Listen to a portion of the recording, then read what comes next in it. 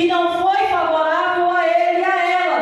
Por quê? Porque naquela época, quando o homem tomava, aleluia, sua mulher para ser a sua esposa, aquela mulher tinha que dar fruto para o seu esposo, tinha que dar fruto, aleluias, para ele, porque naquela época, meus irmãos, quem tivesse a sua esposa, quem tivesse seu esposo, tinha que dar fruto. Por quê? Porque eles eram vistos de uma maneira diferente, era visto de uma maneira, aleluias, que era agradável aos olhos humanos e aos olhos de Deus. Só que chegou um momento na vida de Eucana e de Ana que não foi agradável a eles. Porém, surge, meus irmãos, na vida de Ana e de Eucana, onde Penina entra na história. Por quê? Porque Ana não podia gerar, Ana não podia ter filhos. Só que chega um momento em que Eucana conversa com Ana: Ana, você não pode ter filhos, então nós temos que arrumar uma concubina para que ela possa dar filhos para nós. Aí, meus irmãos, é que Penina entra na história de Ana e de Eucana. E a Bíblia vai nos dizer, meus irmãos, que de ano em ano ele subia ali com a sua família até a cidade de Siló para sacrificar o Senhor dos Exércitos, para que ali ele pudesse adorar o Senhor Jesus juntamente com a sua amada família. E a Bíblia vai nos dizer que passam os anos e Penina começa a gerar, começa a dar filhos. Só que Ana, meus irmãos, ela tinha um desejo no coração, desejo esse de se tornar mãe, de gerar um filho varão ao seu marido. Só que ela não podia gerar. E aí é que acontece o mistério de Deus na vida de Ana. Ana começa um propósito de oração. Ana, ela começa, meus irmãos, ser perseverante em oração. Todo ano que ela subia ali, meus irmãos, ela subia ali com o propósito de adorar o Senhor Jesus. Ela subia com o propósito de que Deus responderia a ela. Eu quero lhe dizer nessa noite, meu irmão, eu não sei qual é a tua petição, eu não sei qual é a oração que você tem feito a Deus, mas Deus, Ele está aqui nessa noite e Ele vai atender a tua oração. Quando Deus, Ele tem um propósito na minha e na tua vida, não importa quem vai apontar o dedo e dizer que você não vai conseguir, porque quando Deus tem propósito, quando Deus tem promessa, o milagre acontece. Pode passar o tempo que for, mas a palavra de Deus, ela permanece sobre a tua vida. Glória a Deus. E a Bíblia vai nos dizer, meus irmãos, que ele sobe até a cidade de Siló e ali está sacrificando ao Senhor. Só que quando chega o momento que Penina, ela provoca Ana, ela humilha Ana e ela começa a dizer para Ana: Ana, você não pode gerar, você não pode dar filhos a Eucana, aleluias. Só que Ana, ela não responde, porque Ana era uma mulher de oração. Ana era uma mulher virtuosa, porque se ela não fosse uma mulher virtuosa, ela tinha retrocedido a palavra com a outra, mas não. Mas ela tinha um propósito na presença de Deus e ela continuou perseverando neste propósito. Glória a Deus. O seu marido vira para Ana e pergunta: Ana, não te sou eu melhor do que 10 filhos? O que nós vamos aprender aqui nessa noite, meus irmãos, filho nenhum ocupa o lugar do seu pai e pai nenhum ocupa o lugar do seu filho. Ana, ela não responde o seu esposo, mas a Bíblia vai nos dizer que após eles comerem e bebido ali na presença do Senhor, ela se levanta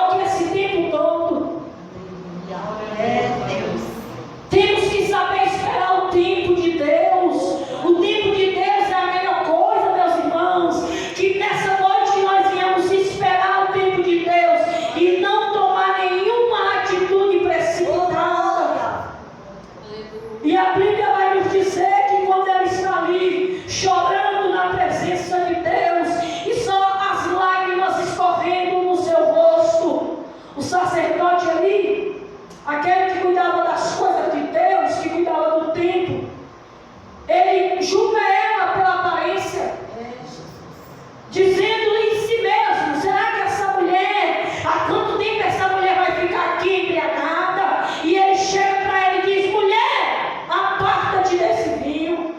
Há quanto tempo tu vai ficar aqui embriagada? Meu Deus. O que aprendemos, meus irmãos, é que muitas das vezes, infelizmente, até mesmo dentro da casa do Senhor Jesus, quando você estiver orando, quando você estiver no seu propósito com Deus, vai se levantar a pessoa para tentar te calar, para tentar te parar. Mas eu quero lhe dizer nessa noite que nós venhamos olhar somente para Jesus. Deixa quem quiser falar, se levantar para lá. Olhe somente para o Senhor Jesus, porque o nosso Deus não tem nada para mudar, mas Deus, Ele tem o melhor dessa terra para mudar. Aleluia. Eu creio, recebo e tomo posse, Pai, em nome de Jesus. Aleluia. E Ele está ali chorando. Quantas vezes nós estamos na presença de Deus, e quando nós nos prostramos na presença de Deus, só se derrama lágrima. E muitas das vezes até as pessoas falam assim: nossa, mas fulana só chora, fulana nem ora, só fica aí chorando. Mas ninguém sabe o que nós estamos falando em espírito e em verdade a Deus. Ninguém sabe cada lágrima derramada nos seus olhos, aquilo que você precisa, mas que muitas das vezes você não tem força para falar, mas as suas lágrimas demonstram aquilo que você está pedindo para Deus. Verdade, Deus. E nós vamos aprender nessa noite, meus irmãos, que a oração é a chave da vitória, que obter vitória da parte de Deus, desça na presença de Deus. Quer ter porta aberta na tua vida? Desça na presença de Deus em oração. Quer ter a tua família liberta, transformada? Desça na presença de Deus, porque a oração transforma as vidas. A oração faz um mover sobre a nossa vida e sobre a nossa casa. Quer ser cheio do Espírito Santo? Se mergulha na presença de Deus. Desça mais na presença de Deus, porque muitas das vezes nós estamos no acomodismo, estamos afadigados, oramos uma hora e já queremos parar, fazemos propósito e queremos desistir no meio do caminho. Mas eu quero lhe dizer nessa noite: se você faz um propósito, não tarde em cumprir, cumpra enquanto antes, não desista no meio do caminho, porque Jesus, Ele é fiel, meus irmãos. Por mais que as lutas se levantam, por mais que as tempestades se levantam no meio da tua casa, mas continua em oração. Aleluia, Deus.